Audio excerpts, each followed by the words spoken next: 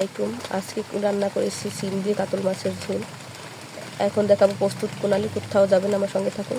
বেরেস্তা করতে দিয়েছি, এখানে কাতল মাছ ভেজে নিয়ে সিম কেটে রসুন জিরা পেঁয়াজ বাটা দিয়ে দিয়েছি, আর দিয়েছি হলুদ মরিচ ছোটো লবণ। আইন চলে গেছে, বাইরে অনেক মিক্স করেছে, গন্ধটা দেখা যাচ্ছে। মশলাটা আমি ভালোভাবে কষিয়ে নেব।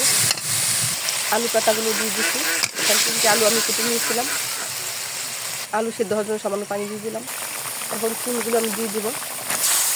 আলু আমার হাফ সেদ্ধ হয়ে গেছে, আবার ঢাকনা দিয়ে ঢেকে দিব। সিম আলু আমার সেদ্ধ হয়ে গেছে। এখন মাছগুলো আমি দিয়ে এখন কিন্তু ঢাকনা দিয়ে ঢেকে দিব।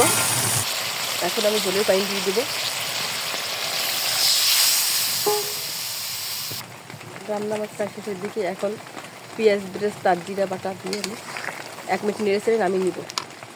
আমার রান্না হয়ে গেছে সিম দিয়ে কাতল মাছের ঝোল। আজকে এ পর্যন্ত আবার নতুন কোনো ভিডিও নিয়ে আপনাদের সামনে উপস্থিত হবো। সে পর্যন্ত ভালো থাকুন, সুস্থ থাকুন। আসসালামু আলাইকুম রহমতুল্লাহি ওয়া বারাকাতুহু।